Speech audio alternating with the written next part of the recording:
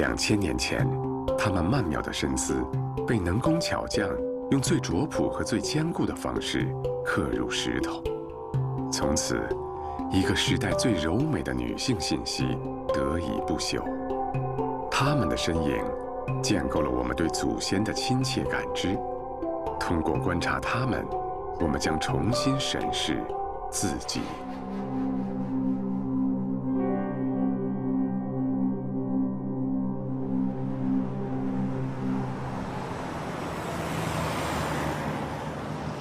成都，汉王朝的5都之一，中国寥寥可数的2000年后依然存活在汉代原址上的古老都市。2014年七夕，小欧在发廊做了自己喜欢的发型，他鼓足勇气，要换一种方式脱单。之前一直通过亲戚朋友还有同事都没有找到合适的，给自己增加一个机会吧。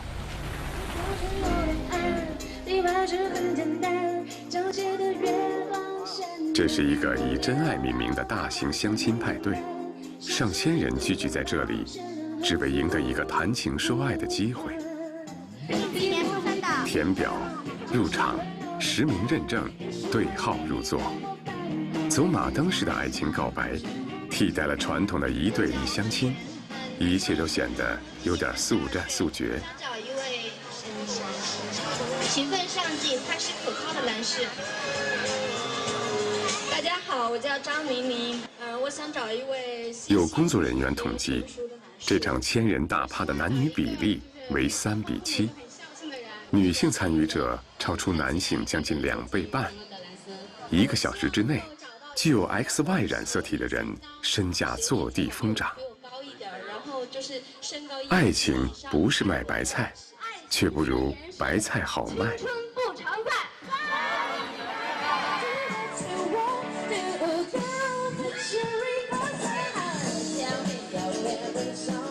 一个适合谈情说爱的城市，在此刻倾斜。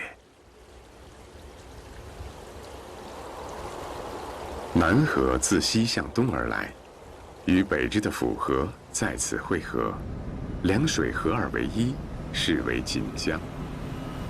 1000多年前，这里曾是码头，是聚散离合之地。今天，一条红色斑马线于灰暗单调的街道中脱颖而出，成为合江亭的一道风景。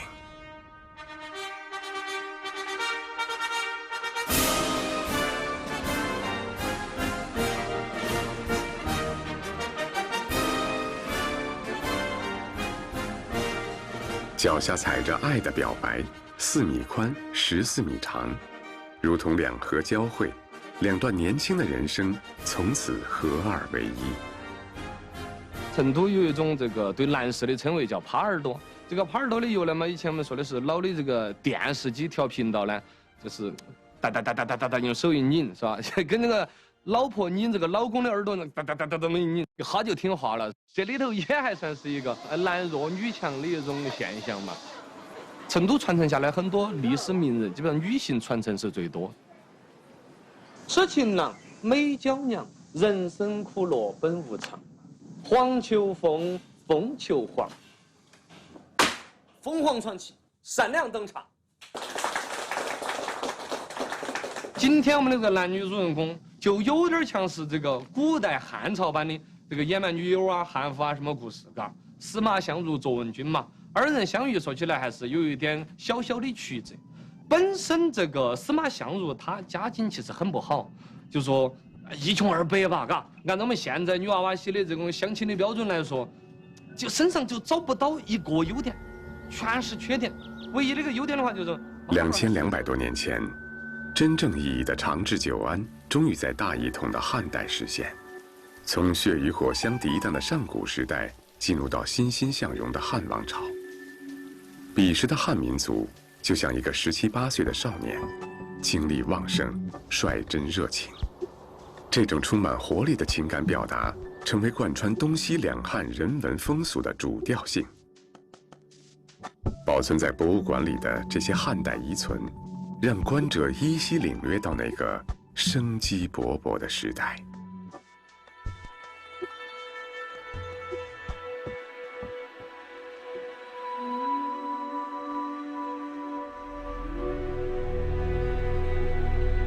西汉伊始，刚刚走出绵延数百年的战争阴影，国家面临百废待兴的局面。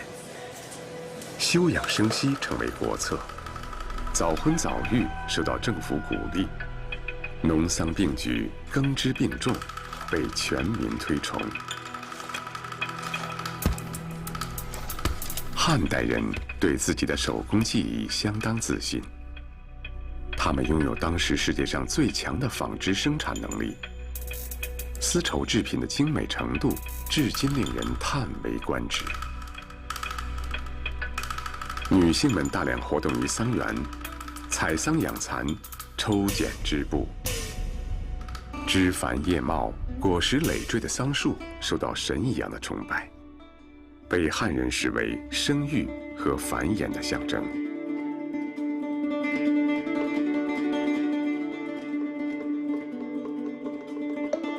由此，密布在汉帝国广袤大地上的桑园，成为汉代男女绝佳的幽会之所。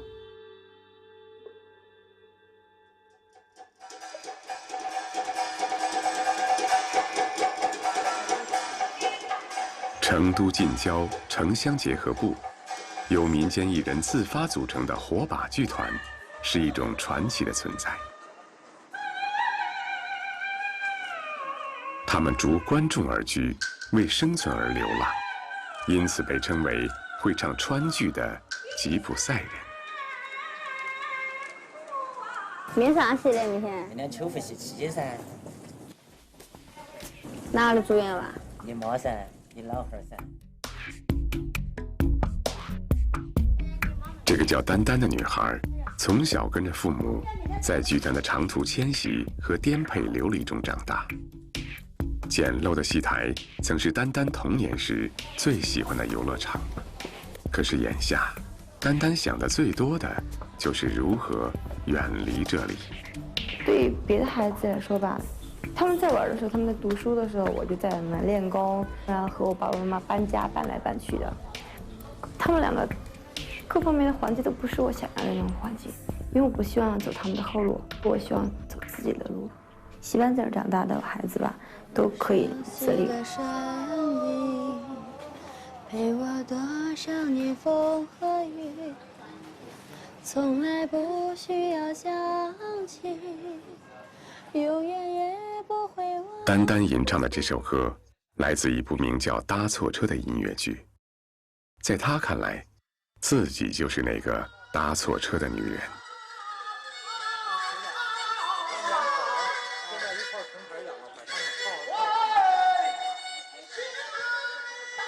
这是严黄河夫妻今天的第2场表演，秋湖戏妻又名桑园会，夫妻俩已经不知道合作演了多少遍。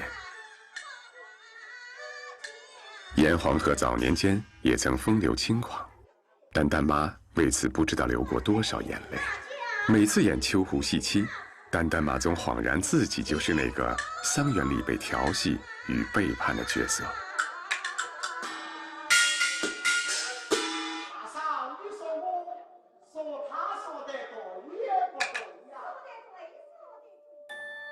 可以在剧团里边演各种戏，但我就是不愿意演秋湖戏妻。这个故事让我想起很多关于我妈妈的事情，让我觉得我自己的妈妈挺不值得这辈子。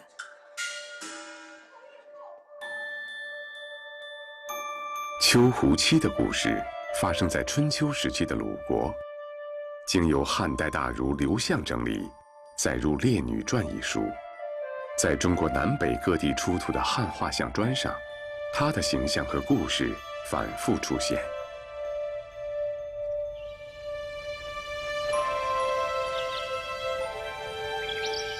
这个美丽的女子嫁给了叫秋湖的男人。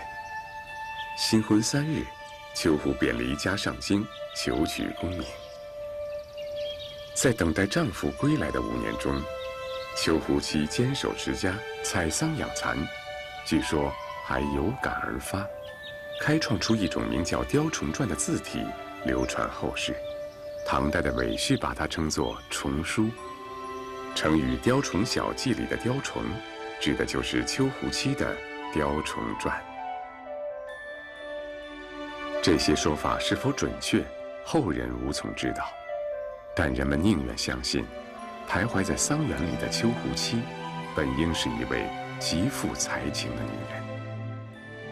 这样一位聪慧女子，样貌究竟如何呢？汉代的美女首先要有一头浓密乌黑的秀发，一副苗条修长的身材，其次要肤白如玉，体态轻盈，由内而外透露出温柔可人的气质。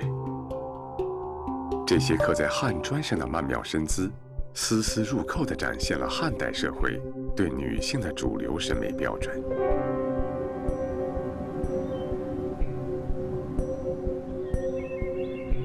日出东南隅，照我秦氏楼。秦氏有好女，自名为罗敷。汉乐府名篇《陌上桑》描绘了一个艳光照人的采桑女形象。我们据此猜想，丘胡妻应该是和罗敷同一水准的美女。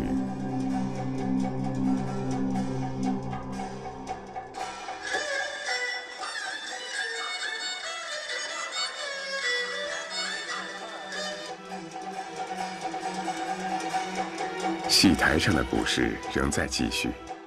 5年后，业已功成名就的丘胡荣归故里。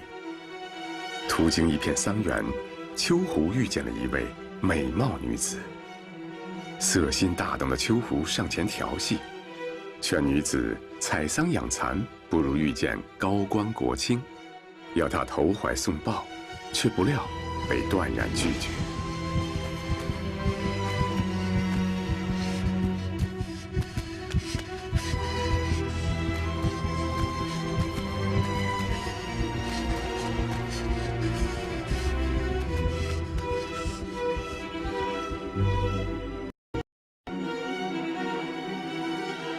一直到踏入家门，丘胡才发现，被自己轻薄的女子，竟然是自己的结发妻子。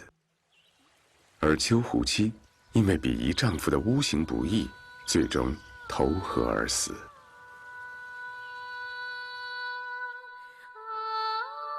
刘向在《烈女传》中赞叹丘胡妻为杰妇。这个彰显女性崇高情感追求的故事，流传到礼法森严的宋代，逐渐改了样。彼时的杰妇被改作同音异字的杰妇。所谓饿死事小，失节事大。丘胡妻甚至有了自己的名字罗梅英。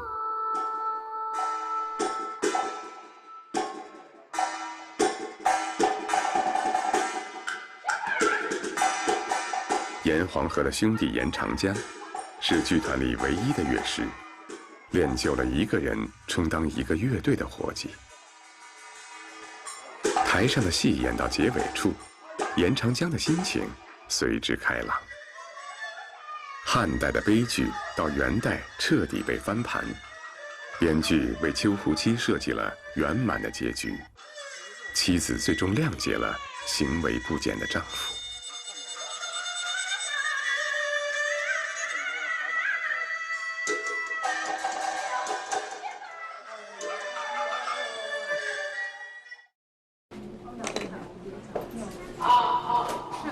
爱情的信仰依旧活在舞台上。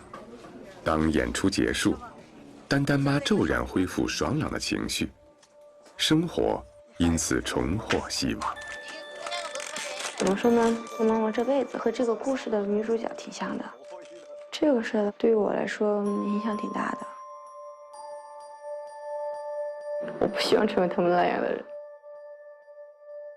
从18岁那天开始，丹丹终于可以正式把握自己的人生。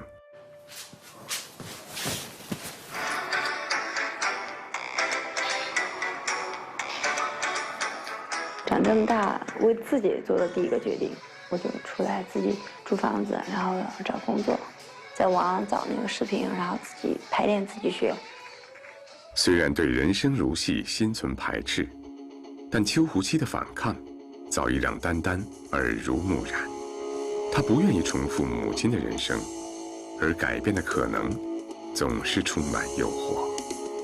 我就给我妈妈说，我在你身边的10年，回头一想想，真的挺心酸的嘛。然后我说，如果我再和你们一样在剧团里边待一辈子，我相信我们永远都没有出头的日子。在哪地方嘛？你到酒店啊？人家做的是应该分散来，我3个工坊。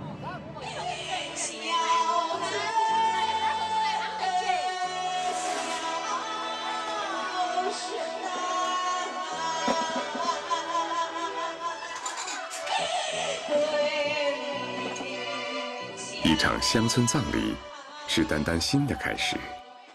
不在这个舞台成就，就在那个舞台迸发。这似乎是丹丹早已预定的人生。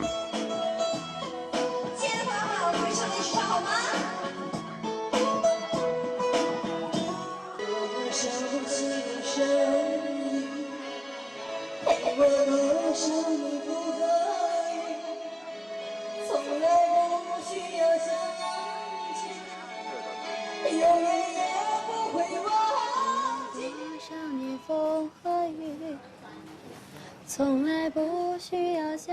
每个女子都期望在人生中遇见最美的自己，丹丹也是。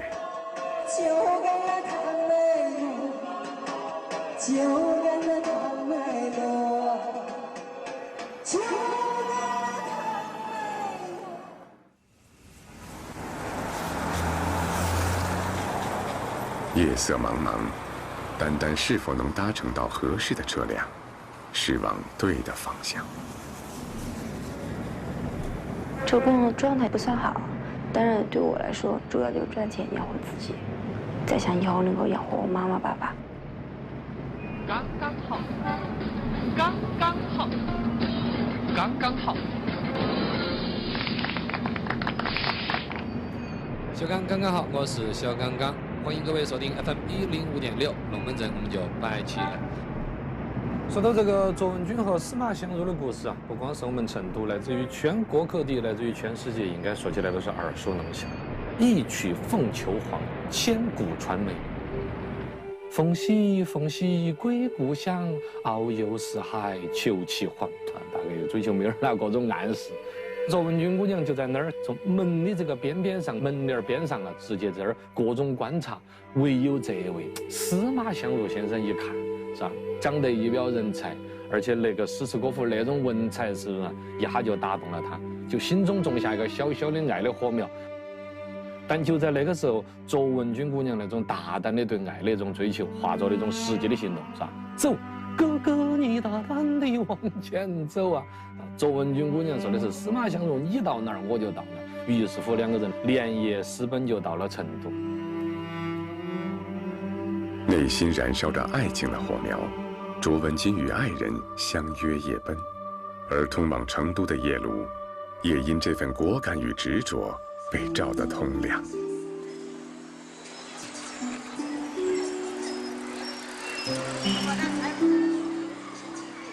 街有文君街，竹有文君竹，景有文君景。在邛崃，琴棋书画诗酒花皆是文君的化身，处处都有这位汉代女子的一颦一笑。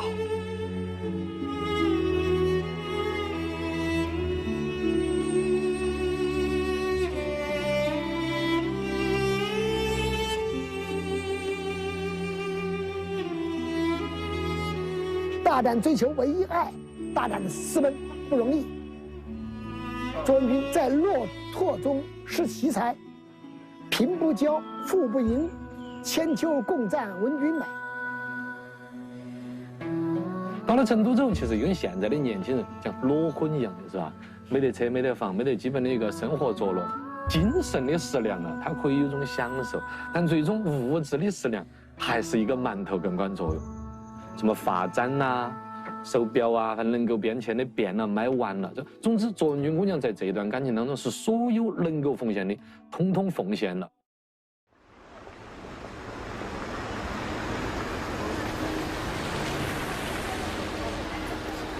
女子相和为好，女家相和为嫁，古今亦然。爱情终将遇见柴米油盐酱醋茶。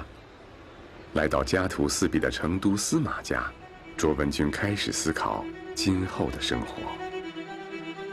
两个人家庭背景相差太大了，真的能够很幸福吗？卓文君她可以逃，她可以在古代她可以逃，但是现在的年轻人，他们逃是逃不了的，只有爱而没有爱的解决能力，那他们两个还是没有办法幸福的。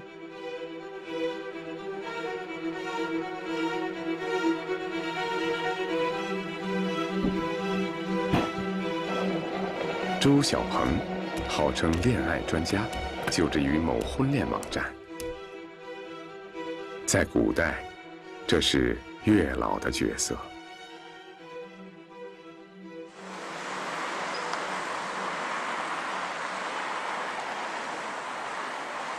你给他发几个呀？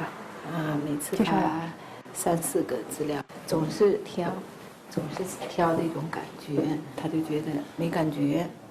发什么样的男孩子没感觉？哎，来，请。你好，蒋小姐，这是我们的周小鹏老师。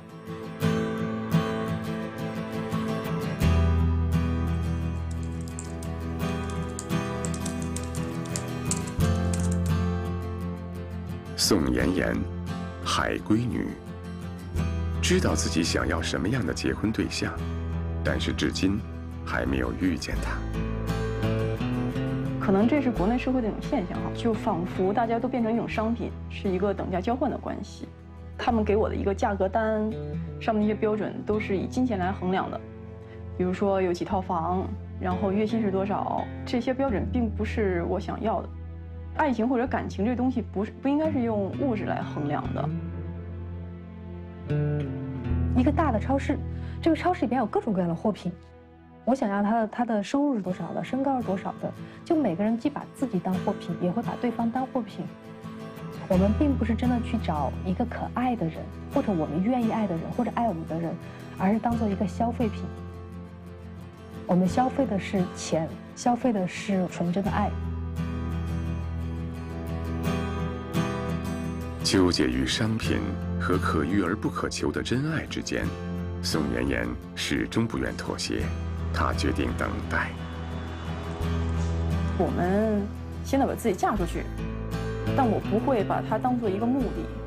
我的目的是寻找一份爱情也好，或者什么也好，但我寻找的不一定是婚姻。当然，我不是说我反对婚姻，我是觉得这是一件一件的事情来。先要找到一个人，然后这个人如果对了，然后才到婚姻。这双鞋呢，穿起来舒不舒服呢？只有自己知道。我找不到精神交流，我就宁愿一辈子单身。不难达到，也不过分。钱重要吗？没那么重要。最重要是你的心态要好，特别是你要找到这个人，他真的能跟你在一起过生活，这样的话，幸福感才会更强。自此长裙当卢孝，为君洗手做羹汤。一餐一饭，一生一世，这是周小鹏为爱情添加的新注脚。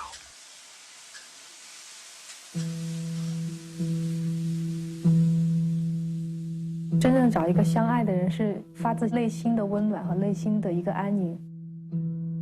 所以我在想，汉代的女性，即使是卓文君，她们可能两个人至少在精神层面是能够达到共识的，否则的话，两个人还是没有办法能够幸福生活。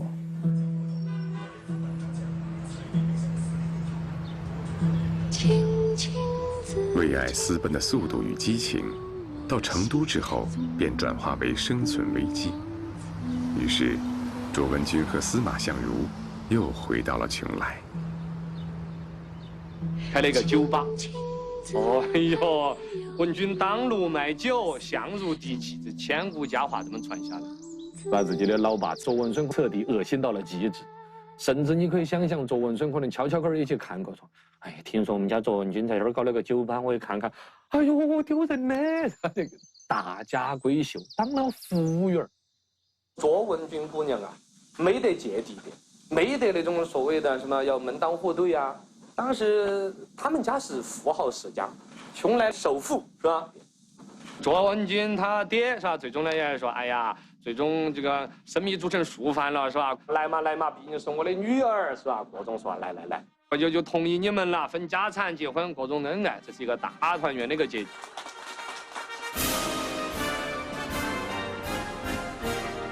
这是卓文君第2次出家，在汉代，上到诸侯之家，下到平民百姓，妇女再婚是很平常的事情。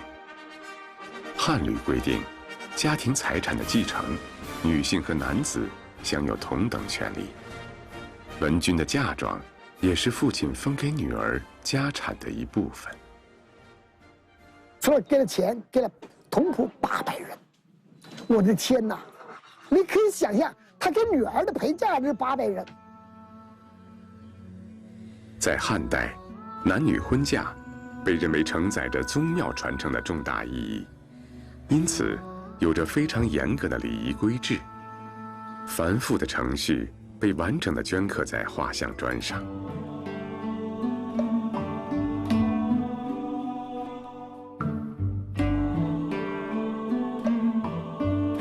《史记·司马相如列传》忠实记录了卓文君和司马相如的这段爱情故事。那么，太史公为什么要在一部国史中浓墨重彩地书写一个私奔的爱情故事呢？晚清学者王凯运有精彩的回答：此乃史公欲为古今女子开一棋局，使皆能自拔耳。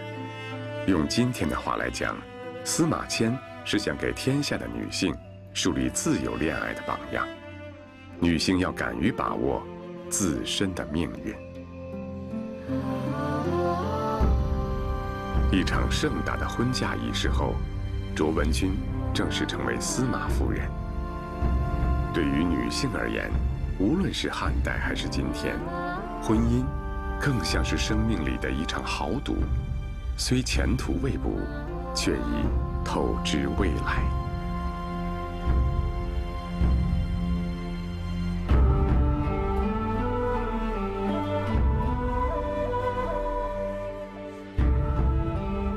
舞台上，红衣嫁娘同样面临人生的重大抉择。花鸟虫鱼草代表了5种不同类型的男人，他又当如何选择呢？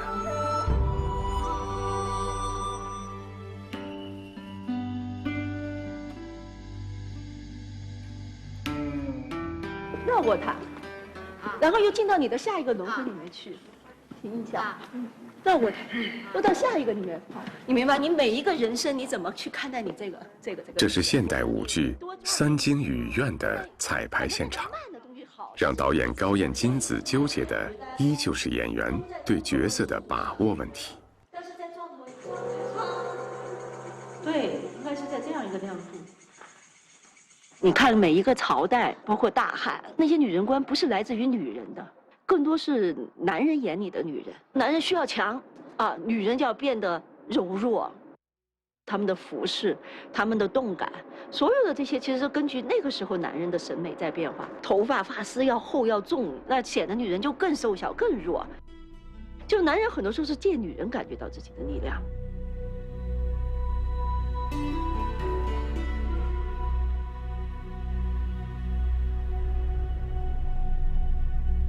从西汉到东汉，从汉武帝独尊儒术，董仲舒确立三纲，到刘向的《列女传》和班昭的《女诫》，汉代女性的价值取向也在发生演变。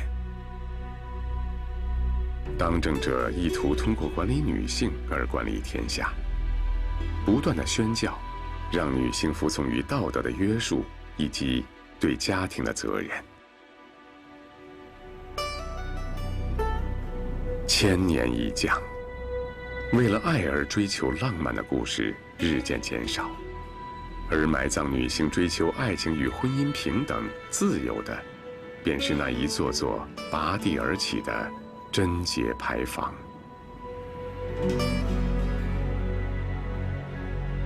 这座贞节牌坊兴建于176年前，一位独守空房40多年的女人，在孤老中死后，得到了来自皇帝的亲自褒奖。由政府出资，能工巧匠们用青石雕造的庞大石坊，孤独耸立。雕花、对联、圣旨森然，缺乏了情与爱的温度，它只是一座冰冷的石刻。炎炎夏日里，这里成为人们休闲纳凉的所在。连软的东西，但是还是好听。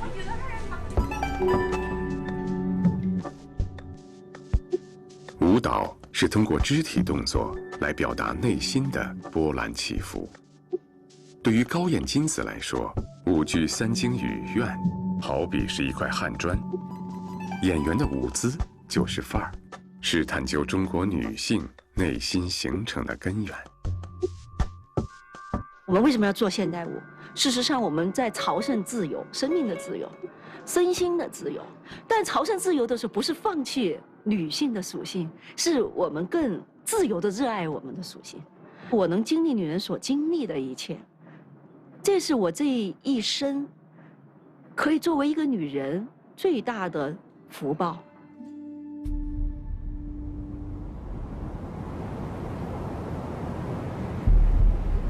流火7月，带着腹中孕育的新生命，高燕金子回到故乡。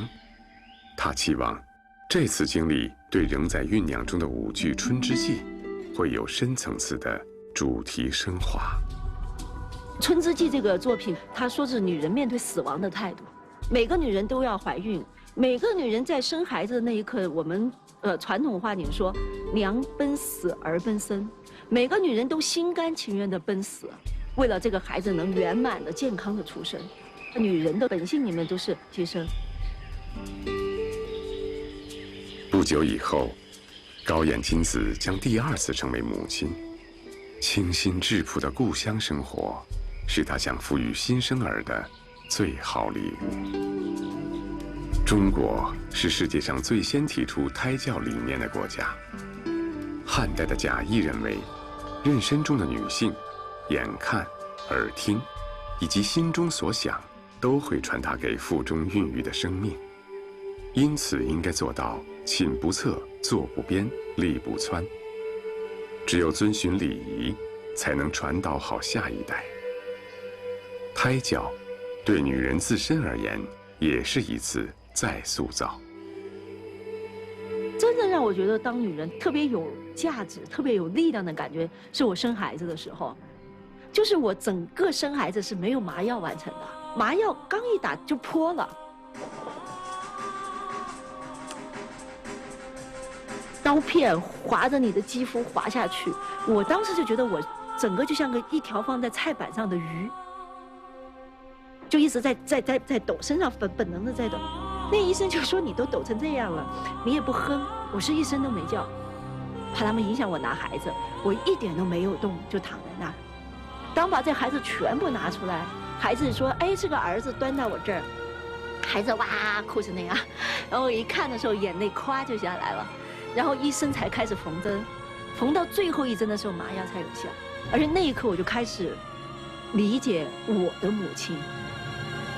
我是享受我做女人的，我享受这份可以去牺牲，然后为之延伸新生命的感受。婚姻是女人从柔顺如水到坚盘如玉的转折点，生育则激发出柔弱女性与生俱来的母性力量。这力量强悍到可以对抗生活中的一切艰辛，温柔到能够从最苦涩的磨难中体会到甜蜜。一场向死而生的分娩，真正的痛并快乐着，这是女性对生命轮回的质疑。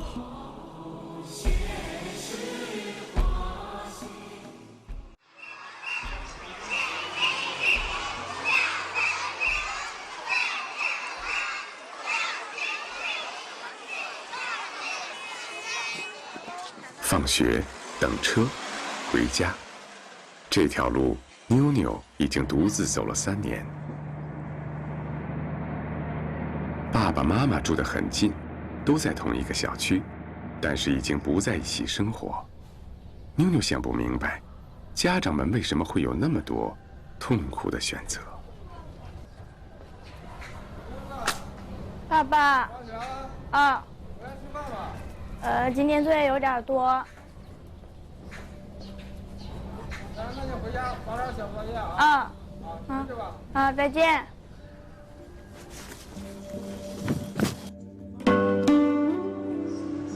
南阳，曾经在中国历史上第一个文化高峰汉代雄居一方。南阳汉画馆因第一个收藏汉代画像砖而成为该领域的集大成者。南阳汉画馆呢是全国最大的一个汉画像石整体博物馆。这里展出的汉画像石呢以两汉为主，主要是西汉的中后期和东汉的早中期。相比较之下呢，汉代是一个非常宽松时期的时代。汉代时期呢，女子还是相对比较宽松。女人是典型的多性格融合体，一旦在柔弱的个性上添加了自信和独立，就能焕发新的人格魅力。这就是讲解员张露露。社会地位提高的此刻的汉画馆是专属于她的舞台。每一个石头后边都有一个人。我看见每一个石头，我都觉得，哎呀，我朋友这么多。每一块石头，它再也不是那种破破烂烂的、冰冰凉凉的，它可能都是木准。他想表达的东西，他心里想的什么，他喜欢什么，啊，那都是每一个人生命的一个点。我看到的就是那个点。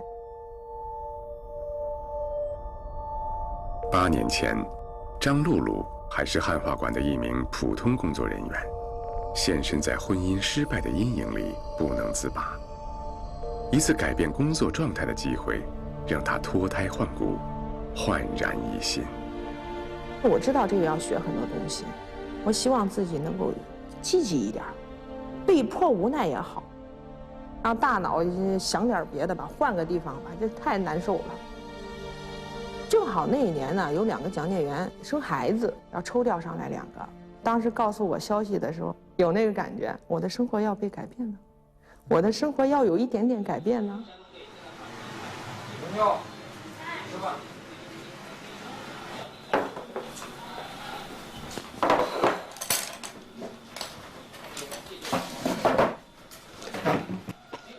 是吧？咋呀？你上个星期去你爸那儿了吗？前天还是晚去了。前天去了。我不知道。眼下，张露露带着女儿和父母同住，安稳于温馨而平静的生活。把东西往上推一下，不然看不清。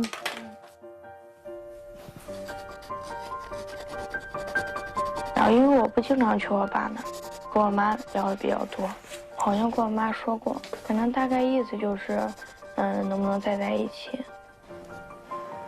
还说那个，就算是在一起了，还老天天吵架，还不如现在这样，不要被同一块石头绊2次。可能跟我性格也有点关系。一旦发现这个东西不是我想要的，哪怕我付出了很多努力，我都能咬着牙把它抛弃。我干嘛要带着孩子再在这种看不到希望的生活里边存在，继续生存下去？我等于把孩子给害了。不如我们另辟一条路。不然以后绊着了，你这个鞋带特别长，然后下回的时候好。汉画馆里，2000块汉画像石，为张露露指引了新的方向。冥冥之中，他们被联系在了一起。火把剧团赖以为生的桑园幽会，罗小刚津津乐道的为爱私奔，让丹丹抬头看路的决绝和勇敢，亦或高艳金子反复揣度的磨难与牺牲，都能在汉画馆找到与之相对应的气场。希望，带给我的是希望，在这个给了我希望的中间，还能让我感觉到我自己的价值。从来没有仔细研究过汉朝文化的张露露，经历了8年的工作沉淀，俨然对历史生发了新的兴趣。浩瀚无边的汉文化，对今天的中国人来说，依旧是一个庞大的题库，不温不火地接受张露露一次次的追问和挑战。我其实喜欢的是《列举传》里边有一个梁高行的故事。春秋时的梁国，一位年轻貌美的寡妇，万人瞩目。很多慕名者上门求婚，其中不乏达官显贵，但寡妇一心只在抚养年幼的孩子，求婚者因此屡遭拒绝。故事原本平淡，直到有一天，梁国国君也听到寡妇的传闻，好色的梁王派出使者拜访寡妇，还带了黄金和王冠，意图以权力与财富的威势逼使其就范。在汉话里，寡妇一手持镜，一手握刀，不惜割鼻毁容，只为坚持自己。她说：“我本想以死明志，但是实在不忍心让孩子成为无母的孤儿。现在我已成残废，请你们放过我吧。”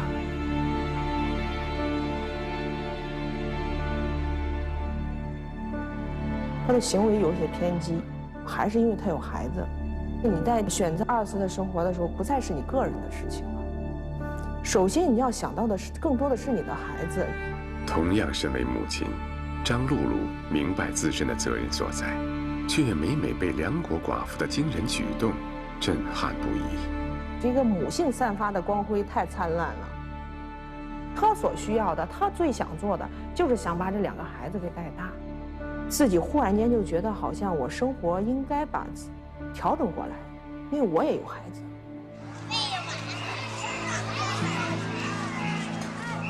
张露露决定再次调整自己和女儿的生活状态，她专门请了假，只为迎接放学的女儿。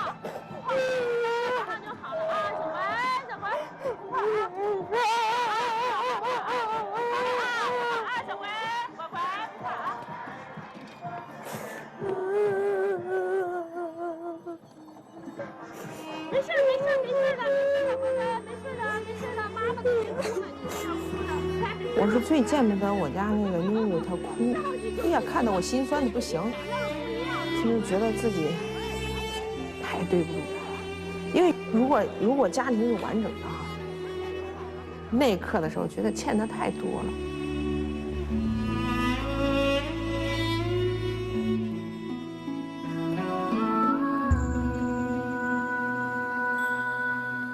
这里是汉画馆最让人充满遐想的地方。